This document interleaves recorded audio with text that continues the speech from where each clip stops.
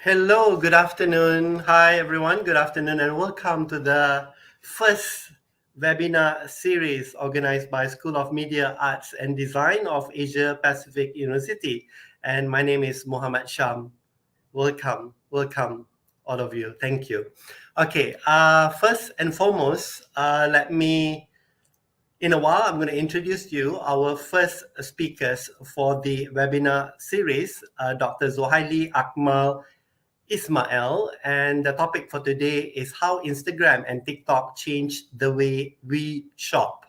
And in a week time, we're going to have another session. So as what I mentioned to you just now, so it's going to be a series, and this is the first session of the webinar series. And once again, to those of you who just joined, welcome to 2022 Creative Webinar. And let me introduce our first speaker today, which is Dr. Zohaili Akmal Ismail. So more than your essential salt and pepper shakers, Zohaili dabbled in various paths before discovering creativity in high school as he realized this is it. As a result, he is now quite unremorsefully a trailblazer that never follows trends. So thrown in an unhealthy fascination with American literature and pop culture, so it was only a matter of time before Zohaili found his way to New York City. And basically, he graduated from Syracuse University under advertising gurus Donny Dodge and Edward Jones with a degree in advertising creative. And right after graduation, Zohaili joined McCann Erickson, which is one of the top advertising agencies in the world, in New York, and worked his way up as an art director, working on various clients or accounts such as MasterCard, Condé Nast, Crate and Barrel, Avis, Breyers, Marc Jacobs, Vera Wang, and Mercedes-Benz Fashion Week. And having been a finalist for the Cannes Lions twice, Zohaili bagged 3 golds and Best of Show from the Advertising Federation of New York. And in addition to that, he was inducted into the New York Art Director Club in 2009 and was chosen as one of the top 10 art directors in 2009. And after 8 years of interlude in the New York City, finally decided, Dr. Zohaili decided to return to Malaysia to become an educational advocate and a creative consultant. In addition to that, basically, Dr. Zohaili plays the organ and occasionally finds comfort in movies by M. Night Shyamalan, Quentin Tarantino, as well as Joko Anwar. And one of his favorite films is Kill Bill by Tarantino. And currently, Dr. Zohaili is shaping young Malaysian minds as an experiential educationalist and writing a weekly lifestyle column in one of the prominent Malay newspapers in Malaysia, which is Utusan Malaysia. So let's welcome Dr. Zohaili. So we are so excited to have you with us today, and you are our first speakers for the webinar 2022 Creative Webinar. Welcome. And how are you, Dr. Zohaili? Good. Thank you, Dr. Sham. Nice to meet you, Dr. Sham, again. Nice to meet you. We are all very excited to have you today. And perhaps you could introduce your topic again so that all of us, we know what is the topic that you are going to discuss with us today. All right, sure. Thank you, Dr. Sham. Again, I wanted to thank APU and also the whole team for inviting me to become the first speaker for the 2022 Creative Webinar. I'm very humble, and it's an honor to basically be part of the whole APU Creative Webinar, because I always felt like APU always have a soft spot in my heart, especially when it comes to education, institutional, with all the things that APU is doing, changing the whole education landscape, and bravo to APU as well for that. So for today, what probably I wanted to share is that I just wanted to share a little bit about myself, and also just on the topic about how Instagram and TikTok changed the way we shop. All right, so let me just move a little bit on that. Yeah, okay, sure. Go ahead, please. All right. Please proceed. Yeah. All right, thank you, Dr. Sham. All right. Okay, so moving on a little bit about myself. I started off basically like Dr. Sham introduced.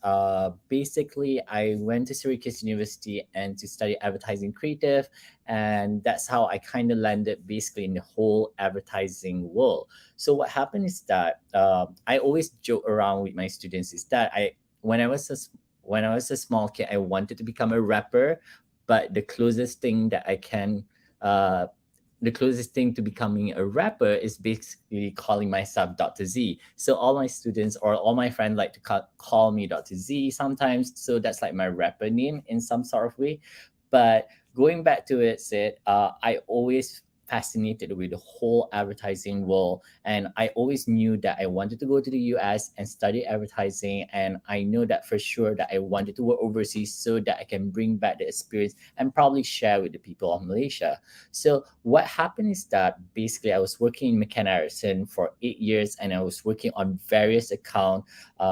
It was quite humbling as well, because there's not many Asian at that time at advertising agency, especially in the creative department. So it was quite a nice departure a little bit when it comes to like working overseas, because you are able to see the perspective of the culture, and apart from that also to see what's going on in the advertising world in general. I also love to joke around is that because I'm from Shah Alam. For those who doesn't know where Shah Alam is, basically Shah Alam is in the suburb of Selangor. I always say that if you open the dictionary itself, if you look up the word Shah Alam, you probably see my face, because I'm the typical Malaysian boy, Shah Alam boy, who eat rice every day, who probably hated sandwiches and lasagna and all the pasta and always go for the Malaysian food. So I'm very Malaysian at heart, even though I lived for in overseas for almost 12 years. And I always believe that the only thing that differentiate you from an American or a European is your culture and the memories that you brought over. So enough talking a little bit about myself. Probably I will not talk too much about myself because I don't want it to be turning into a therapy of talking about myself. So let me just move on to share with you some of the work that I've done when I was in McKenna Erickson. So I'll be taking you into the journey of my McKenna Erickson journey. I'll be showing you some of my first print campaign and also my TV campaign. And another one is basically for a branding project that I was doing when I was with McKenna Erickson before I jump into our topic today. So this is one of the sample of the print campaign that basically I worked on my first print campaign actually, and I hold it dearly to my heart because uh, when I was doing this, basically I was 20 years old, I was very young, and at that time I still remember I don't even know what MasterCard is because I never owned a credit card. And I remember asking my boss at that time, his name is Michelle, he's from Australia, and basically he's the creative director at our department. So I remember asking Michelle, why do you wanted me to work on MasterCard when I've never even used a credit card? I don't even know what MasterCard is all about. And he said that he wanted to challenge me to do something new and wanted to see a fresh perspective. So what happened is that this print campaign was launched during the Super Bowl. The Super Bowl is almost quite similar to what Malaysia have, like the Liga Malaysia, or in the UK what we have it like the FA League.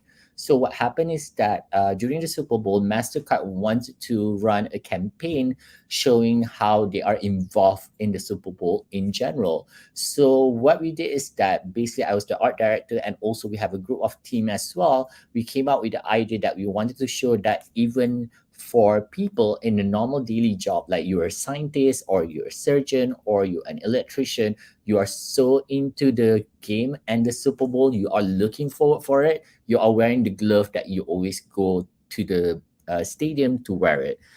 So why I like and hold this print campaign dearly to my heart, because to tell you the truth, I've worked a lot on print campaign for MasterCard, but it is the first one. And also, if you notice from the left side, the guy who's holding the test tube is actually myself. We're supposed to have a cast who's supposed to come in to become the person who hold the test tube, but for some reason the cast, the actor or the model actually kind of falls sick. So I volunteer myself just to be in the print ad because I thought how many times you can be in a print ad and keep it as a memory. So that's me, even though you cannot see my face there, vaguely can see my face, but I was sweating in that basically suit for 3 hours. We were shooting for that. So there's probably one of like those projects that I still remember until now because it was my first project. I was very nervous. And you know, when you got your first project, it's the one that you kind of celebrated like a wedding, like a birthday, because it's such a big project. The second project that I wanted to share is that, because I don't want to go too much into my work before jumping into the topic, is that my first TV ad. Let me just tell you a little and share with everybody what actually we did with the television ad. The television ad is basically for MasterCard as well. And for this TV ad, it was quite interesting because I always believe that whenever you wanted to come up with ideas and just brainstorming or just like coming up with ideas for client, you always should relate to your experience and all that. One of my favorite movies is actually Sound of Music by Julie Andrew. And I still remember until now, I still memorize the lyrics. Basically, one of the scene is that Julie Andrew, the nanny in that movie, basically kind of sing the song My Favorite Things. So what we did is that I kind of came up with the idea, hey, why not we kind of like use that song and get the copyright for it, and then kind of retell the story of a lady who actually enjoyed all the luxury in life using MasterCard while singing the song. So let me just play this TV ad for everybody. Angels on roses and whiskers on kittens, red copper kettles and warm woolen mittens, brown paper packages tied up with strings. These are a few of my favorite things. When the dog bites, when the bee stings, when I'm feeling sad, I simply remember my favorite thing, and then I don't feel so bad. World MasterCard, the card that won't hold you back. So we basically shoot it in Canada because it's kind of cheaper to shoot it in Canada rather than just shooting in New York.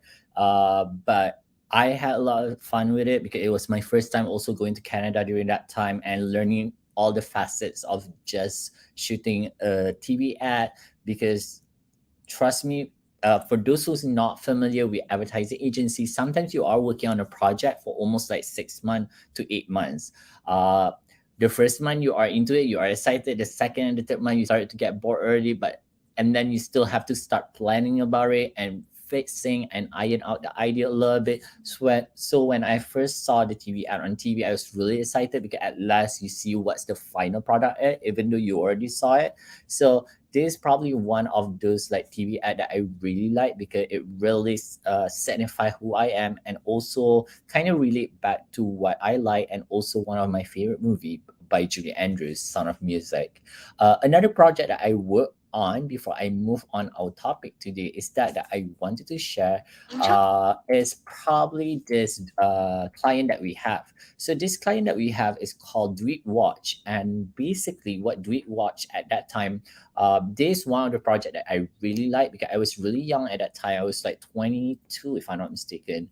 And then when the client approached our company and my boss know that I really wanted to work for a young brand because I've been working for MasterCard, which is usually for 40 and above. And then for this product, what is that they are focusing on a young target group, which is on my alley.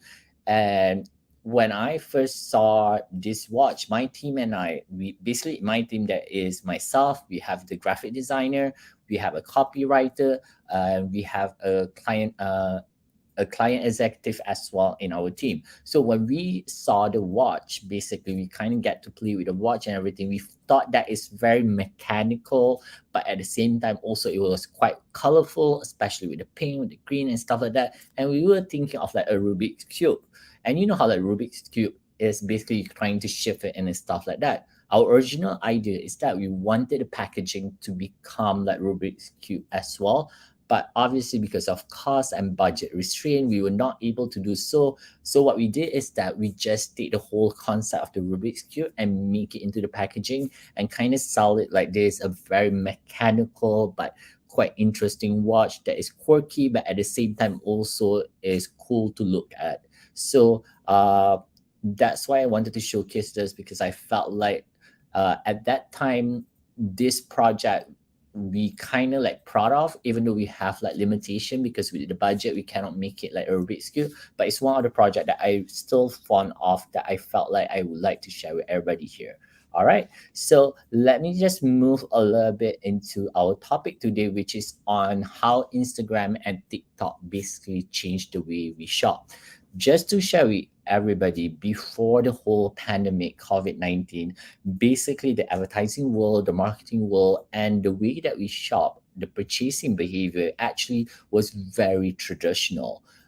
Due to COVID-19, unfortunately, even though it's a pandemic, it's affected a lot of household. What happened is that the whole buying behavior and purchasing behavior was shaken up. And we saw significant increase in the market share, especially when it comes to social media in affecting the way that we shop and we buy. So what is over here is a bit of statistic that basically produced by Digital Business Lab for 2022 market share in Malaysia. It shows that 94% of the market dominator is YouTube, followed by WhatsApp, Facebook, Instagram, Facebook Messenger, Twitter, WeChat, Telegram, TikTok, and LinkedIn. Some of you might be wondering, why am I only covering Instagram and TikTok, which is on the fourth place and on the second last place for the market share? Instead, why not focus on YouTube and WhatsApp? To tell you the truth is that it has been researched that basically Instagram and TikTok will be taking over the market share in 2 years' time. If you notice on the history a little bit, TikTok was released in 2016, Instagram was a little bit before that. But if you notice slowly and slowly, basically Instagram and TikTok has like one of the highest engagement when it comes to buying behavior for consumer in general, which I'll explain it a little bit later. And just to share with you on Instagram users in general in Malaysia, I'm a little bit guilty as well because I'm also one of those avid Instagram user. Basically, if you see that in Malaysia, from the whole population, we have around 30.8 million of population in Malaysia, 15 million and 700,000 are IG users. And we can see that basically on the Instagram itself, it's skewed towards the female audience more. But we can see that the one that making the purchasing power, especially from 18 to 34. So Instagram kind of like conquer the whole 18 to 24 and 25 to 34. And we can see that a lot of our product advertisement also is being advertised, especially on Instagram nowadays. A lot of the new brands that you can see are choosing Instagram and some other social media in order to promote their product. Later, I'll show you some of the brand that actually utilize 100% of their social media instead of traditional advertising.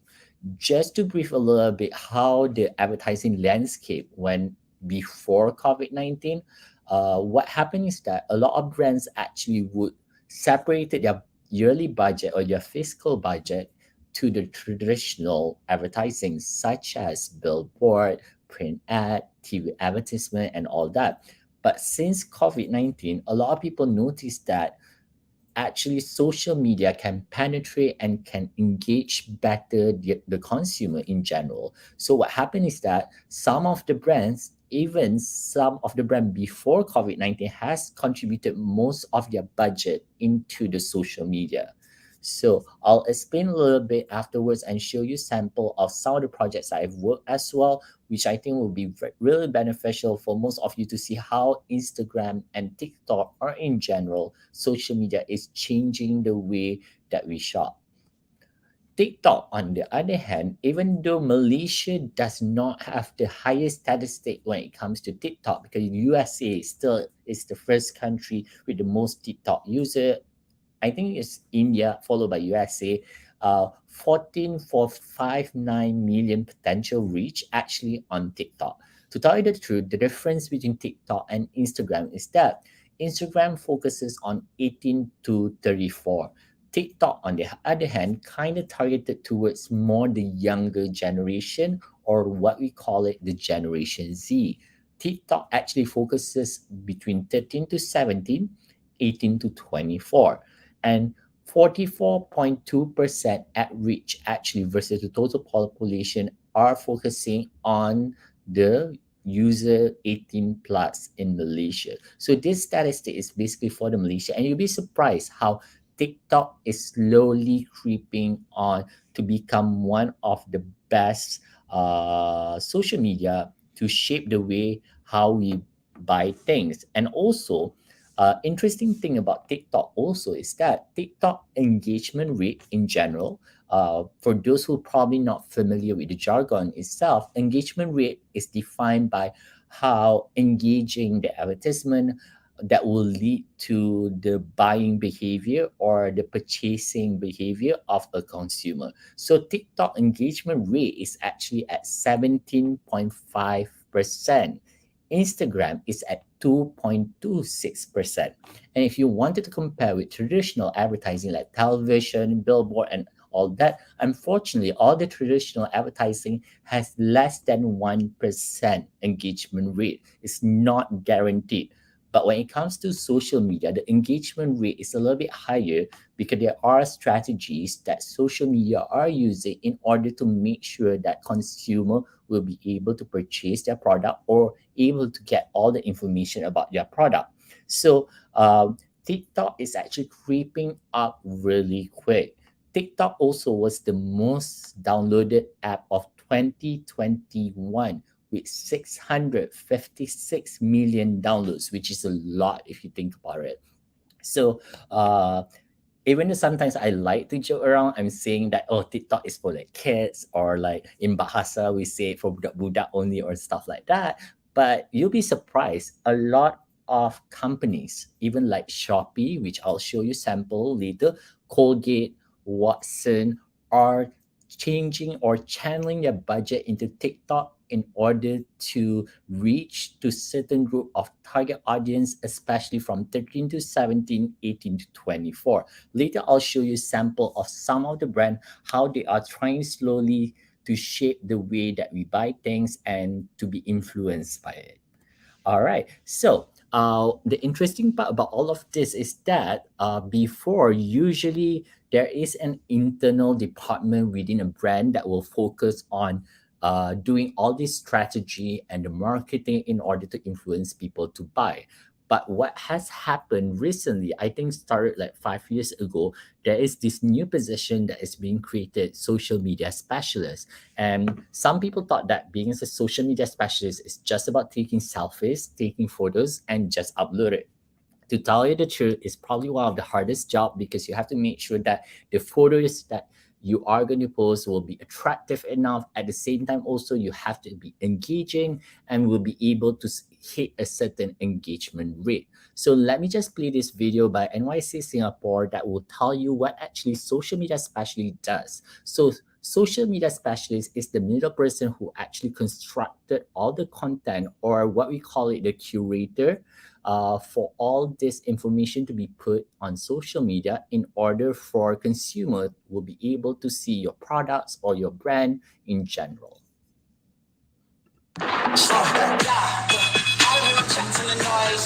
Guess who we have in the house today?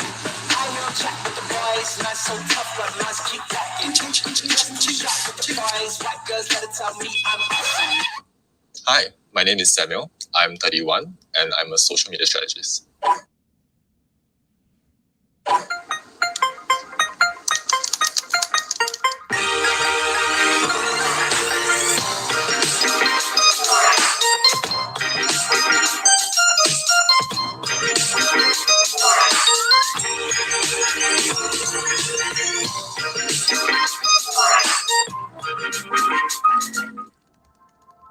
I did pretty well for my O levels. However, I was stronger in my languages and I decided to play to my strengths. From there, I took a non-traditional route, which was to pursue mass communications in my polytechnic. And from there, I realized it was something that I really loved.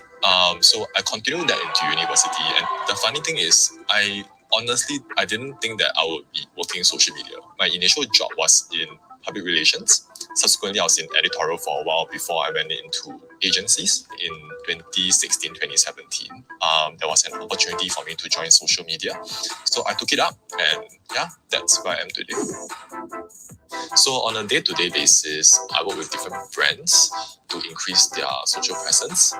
Brands come to us for many different reasons. Some of them want greater brand awareness. Some of them are looking more for a website traffic. They're looking for new leads. For a social media strategist, we kind of need to truly understand what is the objective the client wants to achieve. So there are many different kinds of strategies that we do employ that can involve working with different content publishers. We could also be working with different influencers as well, or even perhaps YouTubers. I start my day at 7 a.m. And I will take an hour to home before I actually go into the actual work around 8:30. So the first half of the day, usually I'll be going for a few meetings. So these meetings can be anything from meetings with my clients, it could be meetings with my team.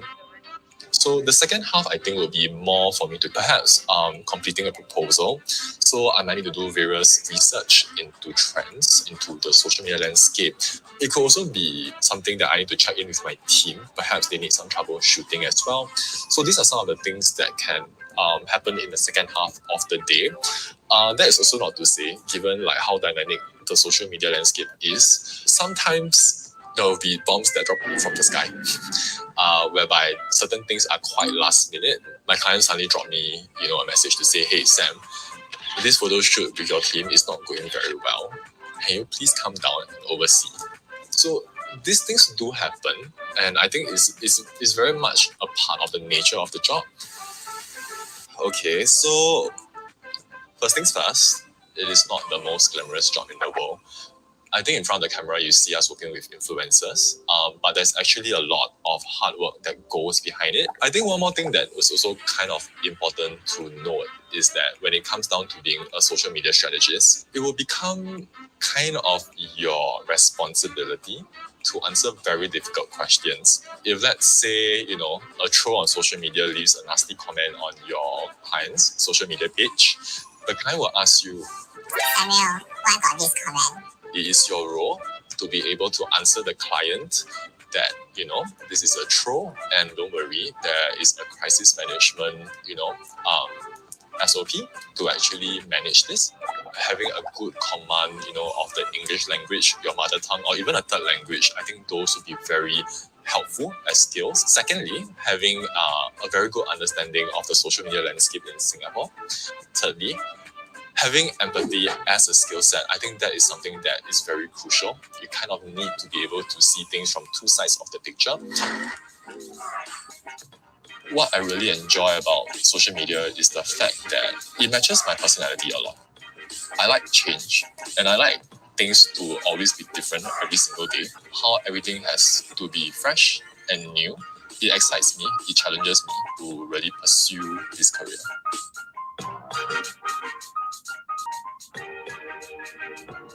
All right, so that's a little bit about the social media specialist, and you notice that Samuel basically kind of like studied a little bit on communication and English, and then kind of move his way up into becoming a social media specialist. In Malaysia, generally, what has been changing the whole landscape is that before, if a brand wanted to promote or even just wanted to reach into the consumer in order to shape the purchasing behavior or the purchasing power in the consumer itself, what the brand will do is that the brand will have an internal department which is called marketing and will try to curate that information.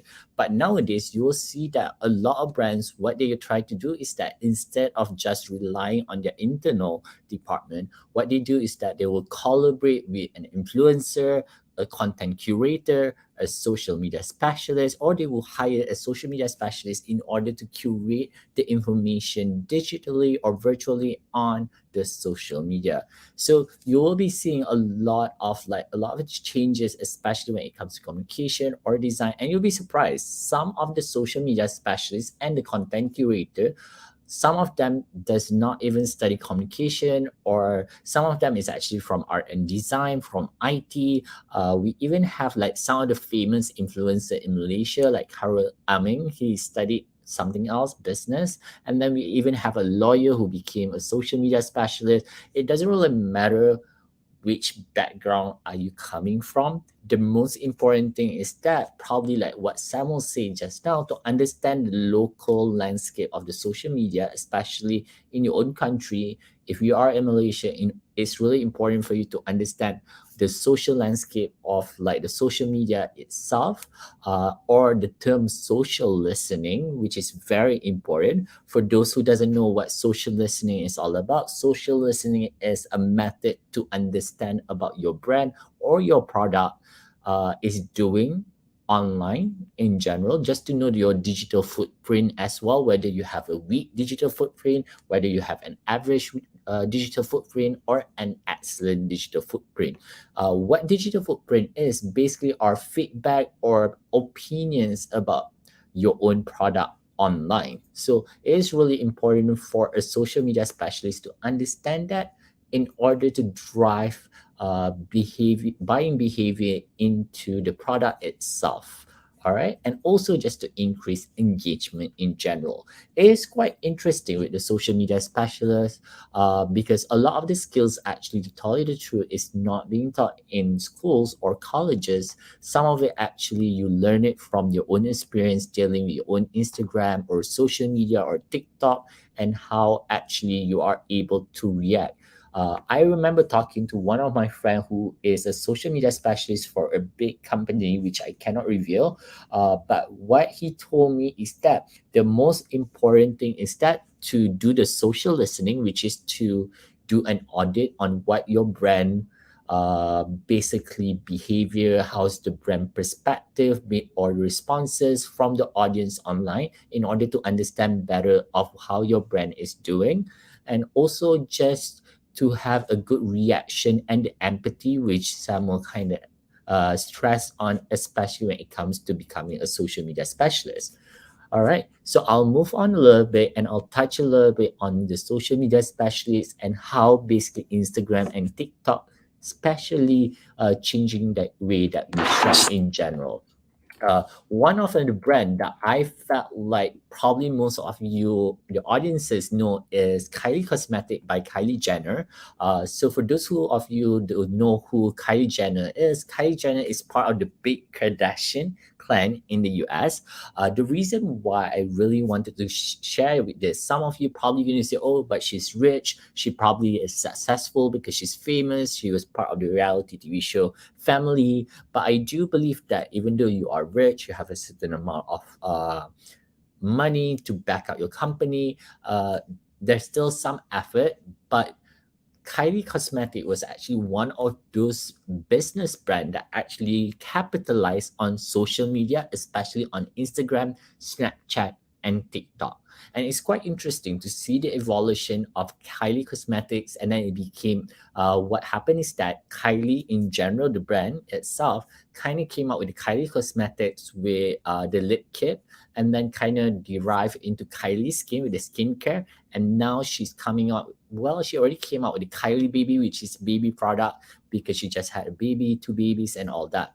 So the interesting part about this video is that I got this video from Kylie Cosmetics because I'm also an avid follower of Kylie in general, just to understand her business model, how her business actually capitalizes on social media to just promote better the brand and all of that. And you'll be surprised, a lot of the buying behavior and the purchasing decision are made based on the social media content, which is quite interesting because if you kind of follow Kylie Jenner, you probably understand that Kylie actually doesn't even spend money on traditional advertising.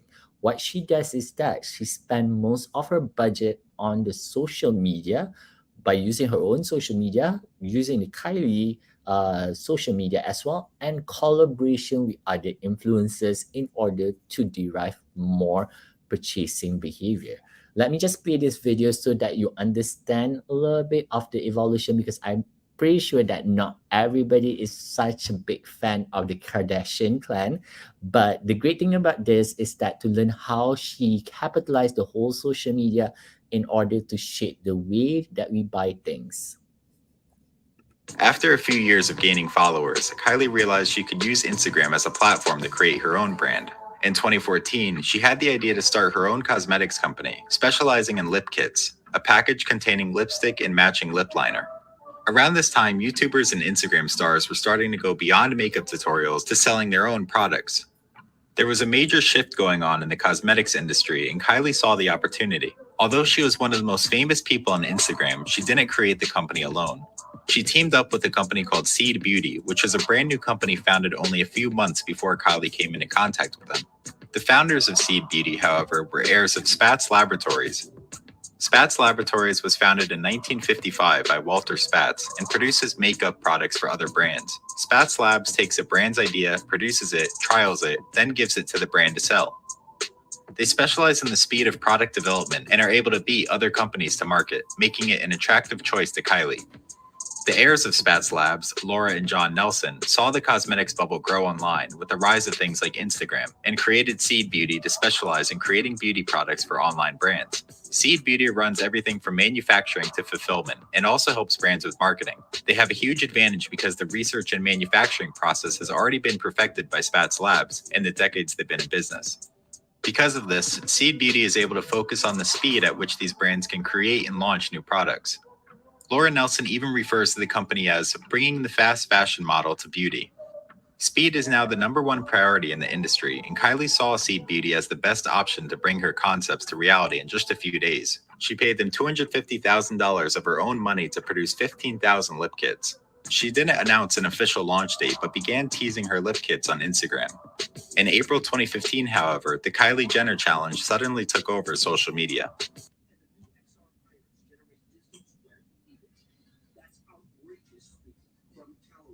The challenge originated from Jenna Marbles' parody video, but didn't go viral until a few months later. It was perfect timing for Kylie, though, as she was getting closer to launching her first collection of lip kits. On November 29th, she announced that they would be launching the next day, and her fans were prepared. On November 30th, 2015, the collection of 3 lip kits launched, and everything sold out within the first minute. This is just so exciting. Dolce is the first to go. Candy is the second to go. The lip kits were $29 each, affordable for her millennial audience, but they were hard to get since she released such a small amount. Kylie and her mother Kris Jenner continued to work behind the scenes and upped the production of 500,000 kits. The next collection was on Valentine's Day 2016 and included another 3 lip kits, this time shades of red and pink. She continued her formula of teasing the products on her Instagram, and her fan base kept buying them out. The company, now named Kylie Cosmetics, was now selling a variety of products such as eyeshadow, eyeliner kits, glosses, and different types of lipstick. She released 4 more collections throughout 2016, and by the end of the year, the company was selling over 50 products and had revenues of over $300 million. And just 14 months prior, the company wasn't even founded. Kylie was doing what other influencers had done, but on a completely unrivaled scale. She showed the potential of this new method of commerce and proved that a large social media following could compete with the industry's giants. As time went on, the cosmetics market continued to grow more toward that selling method. Information about future products could be provided to customers directly through Instagram and Snapchat, and it was a much more real process. The customers saw exactly what they were getting, and their products didn't have million-dollar marketing campaigns behind them. It was simply just a celebrity in her bedroom applying makeup for millions of fans to see. The speed of manufacturing and the flexibility of e-commerce allowed for such an efficient process of product creation. Working with Seed Beauty and Shopify, Kylie could bring a concept to customers in just 5 days. The power of Seed Beauty and their control of manufacturing, assembly, marketing, and fulfillment allowed for speeds the cosmetics industry had never seen before. Combined with Kylie's fame and taste, Kylie Cosmetics was able to dominate the fast beauty market. Since its creation, the company has sold over $700 million worth of makeup, and Kylie's Instagram followers have grown to 125 million. The reason Kylie is expected to become a billionaire so quickly is because she owns 100% of the company. Although she has expenses such as paying Seed Beauty, her manager and mother, Kris Jenner, and Shopify's membership fee, she has complete control over the company. And if she were to sell the company, she would get all the money. Kylie Cosmetics doesn't have much public financial information, so it's difficult to make an actual valuation. But she's still the center of the limelight with 125 million Instagram followers, and her family being more famous than ever. She still has an incredible fan base, and despite the growing competition in the online beauty industry, her company will likely perform well in the coming years. But despite the financial success, Kylie Jenner has truly made a name for herself and has played a big part in reshaping the cosmetics industry. She found out how to turn her following into a business, and her loyalty and responsiveness to her fans made Kylie Cosmetics extremely successful. All right. So that's a little bit about the Kylie Cosmetic and her evolution from starting her business, just producing like a limited edition of the kit and becoming the first self-made billionaire, as Forbes magazine say, and also just evolving around her clientele in general. It's quite interesting to see how her marketing strategy is just capitalizing on Instagram, Snapchat, and TikTok in general. And you can see that a lot of brands in Malaysia, because I always say that brands in Malaysia is always very fast in catching up the trend in general in what the US are doing, what the European countries are doing. And you'll be seeing after this, I'll be showing you some of the sample of like some of the local brands that actually capitalizes the same way that Kylie Cosmetics are doing. And you'll be surprised that the marketing strategy actually works in shaping the way that we buying and shop in general. All right. After a few So I'll share with you one of the project that I was recently part of. Actually, during the COVID-19, I was approached by this brand called Slay, and what happened is that this brand just recently launched. At that time, it was in 2021. So I was approached in January around that time, and what they wanted to do is that they wanted to officially launch in April, and what they wanted to do is that they wanted to target towards university student 18 to 24. So what happened is that we kind of brainstorm together, and then we try to figure out what can we do in order for the brand to kind of reach a little bit on the university student in general. So what happened is that we collaborated together and kind of launched the campaign towards few of the universities like University Malaya, KDU, and also some of the other universities as well. MMU was involved as well, and then we have like Uniraza, some of the Taylor's also was involved, Sunway was involved. So some of the university was involved in the campaign. What happened is that we try to launch the campaign where we actually use students from different universities to drive the campaign and shape the social media and capitalize the social media in order to shape the purchasing behavior of the products in general. So it was quite interesting because we were able to see an increase in sales because one,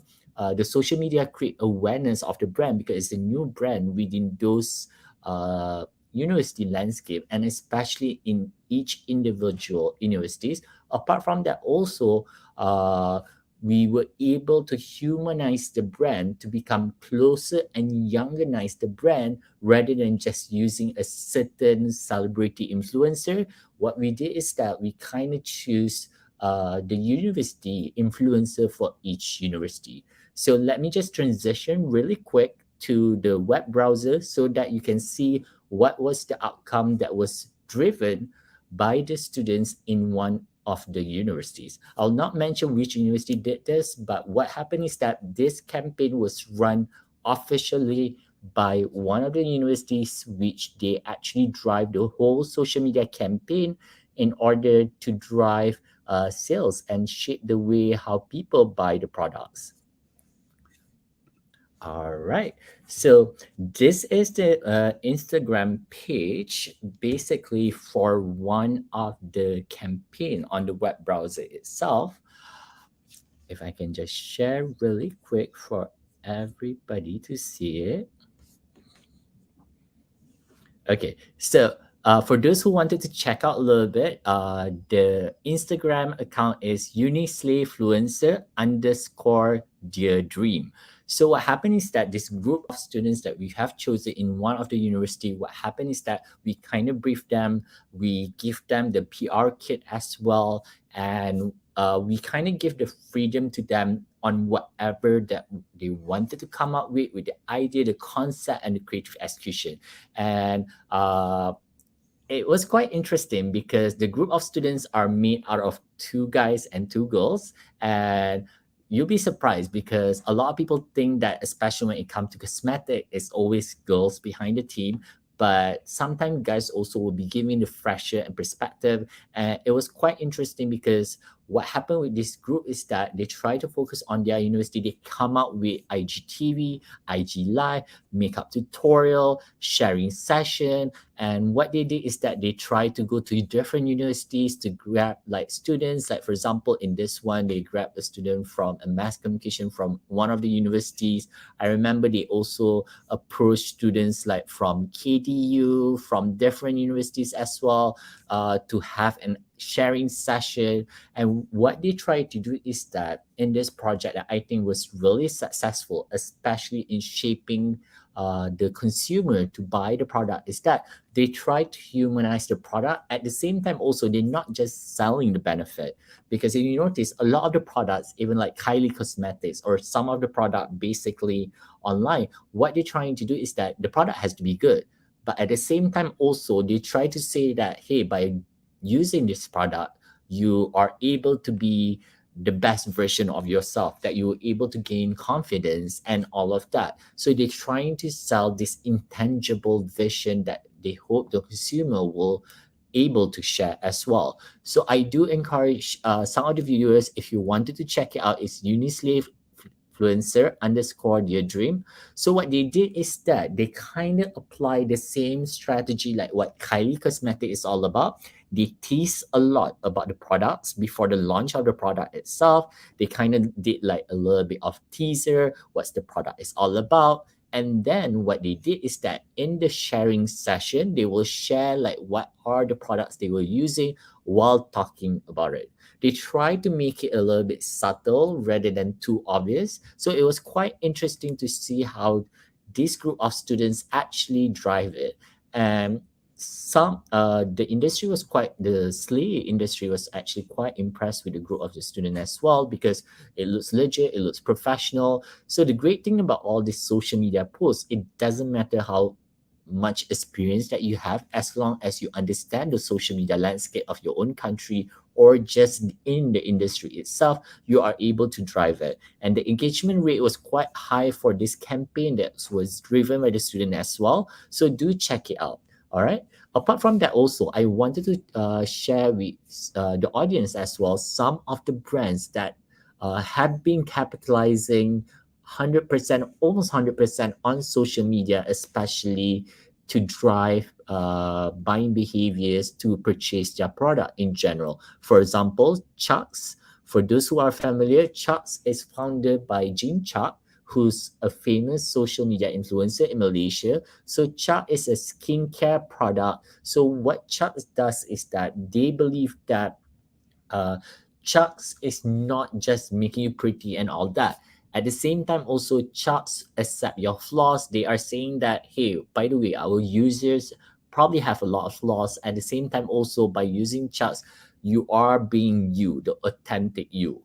So the great thing about Chucks is that since they first started, they do capitalize a lot, especially on their social media to drive their sales in general. A lot of the buying happen on the social media to drive it before going to the website.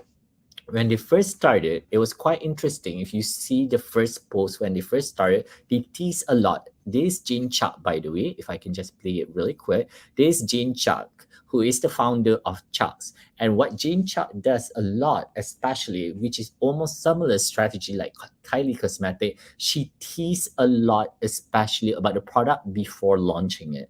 That's one of the best strategy for you if you have a new brand, if you are working with another brand, to tease it first in order to create the word of mouth, and also to just to create the news in general before you start to launch the product. So that's the great thing about social media, because you can actually curate it the way that you want it, compared to like print ad or traditional advertisement that you have to kind of like decide what you have to do.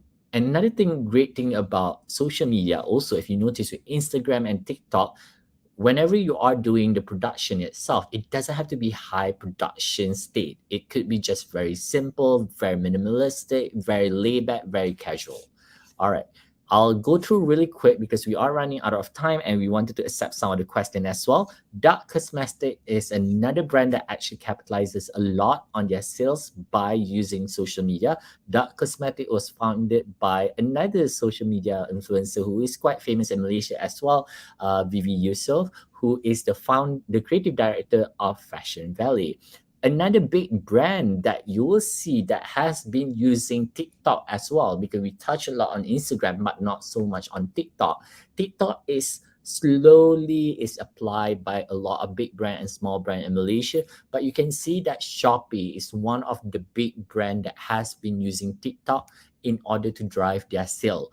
to shape how people are shopping. So Shopee has 1.2 million followers and they were quite successful compared to Lazada. Before, Lazada was quite famous, but Shopee is slowly taking over because they have been using this strategy by using their social media in order for people to get a sneak peek of their product.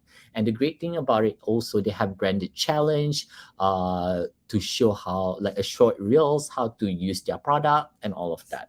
All right. So that kind of sum up a little bit of my thought today before I accept some question, because I do notice that there's a lot of question at the live chat at YouTube as well. So I'll probably pass back to Dr. Sham to help out with the questions. And again, thank you for watching the live, and also feel free to contact me if you wanted to know more, because obviously it's just a sharing session.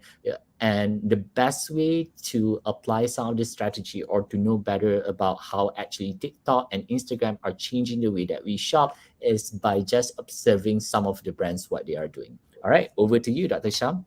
Okay, thank you, Dr. Zohaili, for an enlightening and entertaining presentation on how Instagram and TikTok changed the way we shop today. And it's also quite interesting to note how, the buying decision and purchasing behavior is based on social media content today. So I have one quick question.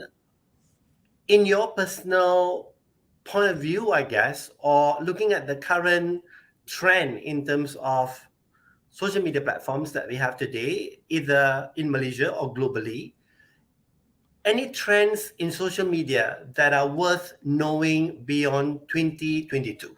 That's my question. Any trends in social media that are worth knowing beyond 2022? What do you have to say about this? All right. Some of the trends that I will be seeing is that I'm not sure whether some of you guys probably have seen a lot on TikTok and Instagram and social media. We have this thing that we call branded challenge. What branded challenge is that? It's exactly like what Kylie did with the lips, some of the social media influencer. You know how like sometimes you browse through your Instagram and you see branded challenge. What branded challenge is that we challenge someone to do something, and then if you notice towards the end, it probably lead to a social media campaign or a product in general. For example, it has been really successful in like some of the fashion brand and cosmetics. The recent branded challenge that I can think of, Gucci actually did this.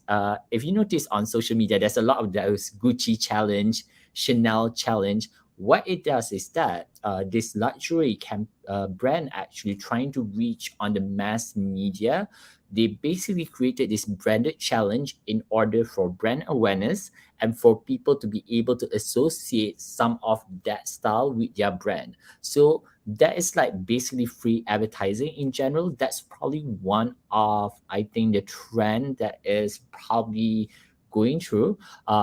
One of the trend that I felt like going to launch really big is basically probably I would say that TikTok in general. Malaysia probably not so much, because I think a lot of us, for example, like myself, Dr. Sham, I'm pretty sure Dr. Sham would think the same thing as well. TikTok is for kids. We always say like TikTok is for the young people, stuff like that. But what I would say that TikTok is one of the most rapid social media that has such a big increase of user. Within 1 year since its launch, I think from 2016 until now, if I'm not mistaken, the statistic is that their user growth has been 152%. And apparently, according to social media researchers, it's going to grow more. And right now, if you see, TikTok is still at the bottom of the tiers among all the social media. But if you think about it, TikTok is the first non-Facebook social media that actually kind of like creeping in through, because we know that between the Meta, Mark Zuckerberg, we have the WhatsApp, Instagram, all owned by Facebook, and TikTok is the one that is not owned by it, and it slowly is taking over, which I'm pretty sure that is making Mark a little bit nervous a little bit. So I would say that slowly beyond 2022, you will see more brands are going for TikTok, because now we already see Shopee, we already saw all the big brands. And the thing is that when big brands starting to focus on that, probably the smaller brands going to start following as well. So that's the one that I would see some of the trends that probably growing. On the technological side, just to spice it up, basically we've seen a lot of the NFT, a lot of augmented reality as well. Is probably going to take over the social media. What augmented reality, just the term itself, augmented reality, some people are scared. Some people say, oh, it's too IT and stuff like that. What it has been done and what I've seen in the America, they are doing it a lot, probably in Malaysia will catch up, is that people will be able to choose things without the product being in front of them using augmented reality. One of the brand that I can think of right now has applied, which is one of my favorite brand also, is Pot Glasses. Pot Glasses, what they do is that they actually use augmented reality for you to choose their glasses without going to the shop itself. So what it is that you can use their social media, or you can even go to their website to use augmented reality just to test their product in general without having to go physically over there. But still, I do believe that the real experience is still valid, but we probably are moving towards all these trends and technological advances that I'm seeing in social media. Hopefully that answers your question. Thank you, Dr. Zohaili. Yeah, we don't have much time. Okay, and there are so many other questions that students and even some faculty members would like to ask you. And to wrap up the show, I think I have one last question, and I'm sure that all the questions that we have on YouTube and all the other platforms that we have today, perhaps Dr. Zohaili could answer or address all those questions later. So my last question, basically you have been working on so many great projects, from MasterCard and shooting the campaign for Marc Jacob. And could you please tell us about one project you have created or perhaps co-created that you are particularly fond or perhaps proud of? So maybe MasterCard, maybe Marc Jacobs, or is there any other project that you have created or co-created that you are particularly fond or proud of?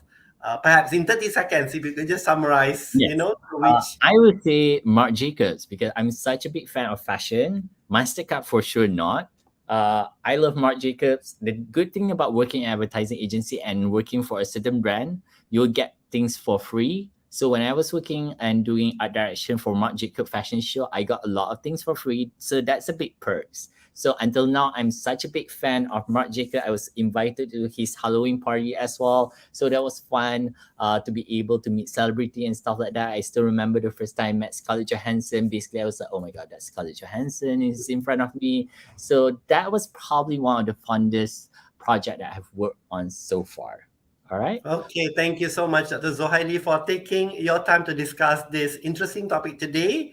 And to all the listeners, the viewers out there, a very big thank you to all of you as well for attending today's webinar, which is the first webinar session organized by School of Media, Arts and Design at Asia Pacific University. And we have a few other series coming up after this. So thank you so much, Dr. Zohaili.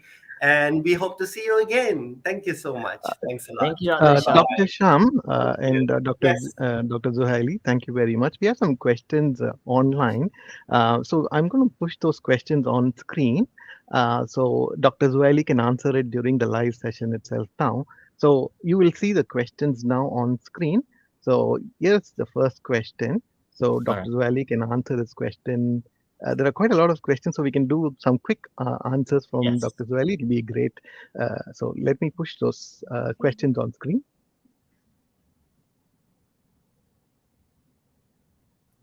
All right. So one of the questions, Dr. Sham, do you want to read it or should I read it? I think it's fine. I'll read it. Hey, Dr. Zach, what type of portfolio that students need to prepare in order to be a social media specialist? So basically the question over here, it focuses on the portfolio, not on the skills. So what type of portfolio that you think they need to prepare for them to be a social media specialist? All right. Thank you, Lilia, for that great question. Your portfolio, especially if you wanted to be a social media specialist, you should be preparing a social media campaign. What does a social media campaign started off? You should start preparing for a campaign. Each campaign, you should have the social media brief, the social media calendar, and also the execution. The execution, basically what you can do is that my suggestion is that if you cannot collaborate with a brand itself, you can also work with hypothetical brand. Hypothetical brand, basically my suggestion, don't choose big brand, choose unknown brand or smaller brand where you imagine what the campaign, hypothetical campaign that you wanted to work with.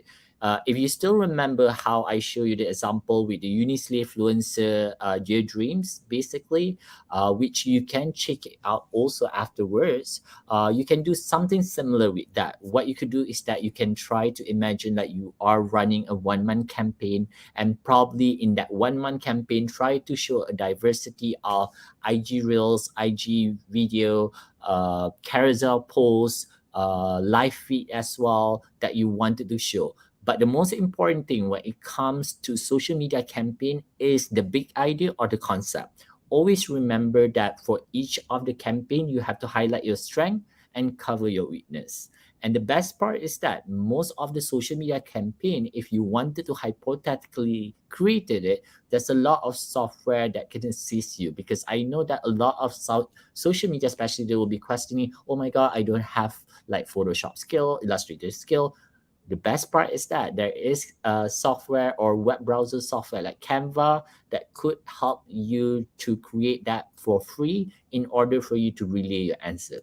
To answer back your question, going back to the three things: social media creative brief, social media calendar, and the execution part where you can demonstrate it on Instagram or TikTok. How does the hypothetical brand will work in the campaign? Hopefully that answer your question, Lila. Thank you. And let's move on to the next question by Mazin Makdi. So considering that Instagram and TikTok are battling just to grab our attention, how do such apps have the ability to recognize our needs and wants? All right. That's a great question, Mazen. Hopefully, I pronounce your name right, Mazen Magdi. When it comes to recognizing our wants and needs, basically, Instagram and TikTok has their own algorithm to identify which target audience are currently they wanted to focus. When it comes to algorithm, this is a bit technical. Instagram probably has a better algorithm compared to TikTok because Instagram is basically using the same algorithm as Google. If you notice, just do an experiment. Try to research something on your phone using Google. Try to look on, for example, spend a day to research about fashion brands. You'll be surprised. The next day, when you open Instagram, you'll see a lot of advertisement and content that is related to fashion brand. The reason why is that the algorithm detected what you research from Google in order to recognize what you want and what you are looking for. On the other hand, TikTok does not have such an advanced algorithm compared to Instagram. So Instagram are better in that part. But the other part that I wanted to highlight is that we cannot rely so much on the apps itself to recognize what you want or the target audience wanted. What I would suggest to do is that a lot of social media specialists or brand, what they do is that they apply the technique of social listening. Social listening, like I reiterated before, this is basically to understand the landscape of what your brand is projecting virtually or on the online world. Once you kind of understand what your brand is projecting, you have the target or the KPI that you wanted to achieve for your brand in order to attract and recognize the target audience need. So that's when you kind of bridge that both ways and find out how you actually to bridge that together in order to make the customer wanted it. So it's the same thing like what Chucks is doing, Duck is doing. What they do is that my advice to you, Mazen, especially in order for your customer to be able to identify your brand, you have to be really specific when you try to define your target audience, trying to define your brand to be connecting to the target audience. My suggestion is that try to imagine the user persona of your brand or your product, the one that are using the product, and try to be more specific. The biggest mistake a brand would do is that, oh, I'm targeting everybody and I'm just targeting for all ages. Remember that you never can target all ages. Like for example, like ducks, they are focusing on 25 until 35. Like chucks, they are targeting 18 to 24, who are actually live in the city, who are a little bit urban. The more define your user persona, the target audience, the better your customer can connect to your brand. All right. Specific and segmented target audience definition will help you and will help your customer to connect with your brand better and able to recognize what they wanted is your product. Hopefully that answer your question. Thank you so much, Dr. Zohaili. And our next question by Sun Jun Yu. From your personal perspective, Dr. Zohaili, do you encourage university students to get involved in online sales business like selling goods on Instagram, TikTok, and perhaps any other platforms? All right. To tell you the truth, I would not encourage you because I would say that focus on your studies first. But what I would suggest you to do is that to observe how they work. Because you have to remember in Malaysia, there's a lot of like this. How to say it? They're using like reseller agents and all this scheme and everything, and you have to be careful because we don't know whether it's legit or just using you. But what I would suggest you to do is that as a student, it's good for you to observe certain business model. What I always tell students or young communication specialists or who wanted to become a social media specialist also observe first the strategy and try to figure out what is the strategy behind the brand. What are they doing right? What positively works? And then what I like to do is that I like to keep this my black book or like a diary that I kind of keep like kind of write, oh, it works for this brand, this what actually their strategy, what actually worked. I noticed that they are applying this trend. It's kind of cool. So I kind of make a note in my diary a little bit where I kind of like name it the cheat list for my social media strategy. So once you understand of that, try to emulate it and apply in your portfolio, or maybe just try to use in one of your campaign execution, and who knows, maybe it will work. So to answer your question, I do not encourage you to get involved so much on the online sales because it can be a little bit dreadful, a little bit and tiring. But what I would suggest you to do is that try to observe of each brand how they are trying to sell their goods on Instagram, TikTok, or other social media. Hopefully that answer your question. Sunju Yu. Thank you so much. And I guess this is our last or perhaps second last question. Do TikTok and Instagram change people's habits, either positively or negatively? All right, this will be open for discussion. I think some people probably It's would debatable. It's debatable, yeah, I it's guess. debatable to tell you the truth. There's always a blessing in disguise in everything. It's really how you look at it. I believe that you are the director of your life. You are the script writer of your life. You decide the type of content that you wanted to absorb. For example, I'll just share with you my own self, so it's not debatable for anybody.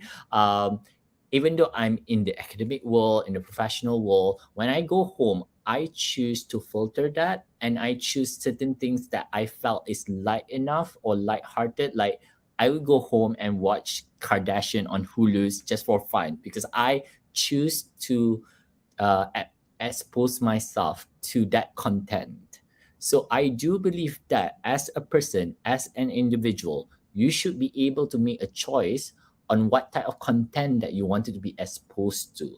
So on TikTok and Instagram, what I would suggest you to do is that if you felt like that brand or that content does not on in line with what you stands for and what you felt for, unfollow. You have the power to unfollow or to filter whatever content that you felt would affect you negatively. I don't believe in blaming 100% on a certain thing because at the end, it is you yourself is the master of your life, the script writer, the director who decide how your life should be. So in my opinion, to answer your question, Roshan, is that I believe that each one of us has the freedom of speeches, are able to make that filter to choose what type of content that we wanted to absorb and what type of content that we wanted to unfollow. Hopefully that answers your question in some sort of way. Okay, thank you very much. And our next question from Kishan RS. Do you think that other social media platforms can surpass Instagram and TikTok anytime soon in business? All right. So our last question is about the other social media platform. This is actually quite interesting. Back in 2020, Clubhouse was actually released. For those who doesn't know what Clubhouse is an app where a social media app that basically centralized on just your voice. It's almost like you becoming a DJ radio where you just speak and people listen to you. And a lot of the social media researchers are basically saying that Clubhouse probably going to be one of the top 3 tiers. I'm still waiting to see how it is. I don't think they will surpass Instagram and TikTok, because you have to remember that TikTok is the first one that introduced Reels, and then Instagram kind of copy it and introduced Reels. I do believe that the Reels, the video content, the short content is probably going to be dominating our social media world for the next 10 years or 20 years. But I'm excited to see how audio social media like Clubhouse, because if you remember, Twitter also did it also, where you can actually put audio on Twitter and stuff like that, but it didn't launch very successfully. And then Clubhouse was a phase where everybody has Clubhouse. I also downloaded Clubhouse. I was crazy about Clubhouse, but it was only for a few months.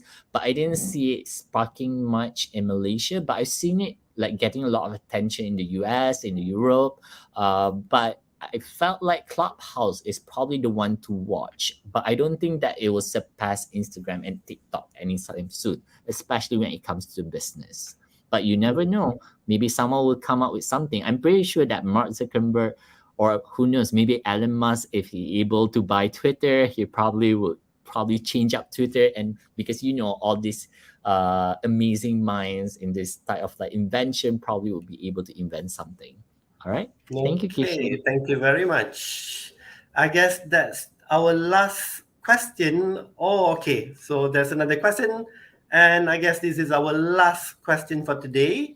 And basically, it's just to summarize the whole thing that Loh Tung Xuan, thank you so much that I've gained more insights from this talk. So it's not just Loh, I guess all of us. Yeah. So basically, we would like to thank you again, Dr. Zuhaili, for the very engaging and enlightening discussion. So with you, the expert on social media as well, I would say that you are actually one of the prominent person in this industry today. So thank you so much for your time, and we hope to see you again. Thanks a lot. Thank you. Thank you. Bye-bye. Have a good weekend, everybody. Have a good weekend, Dr. Sham, and enjoy. Bye-bye.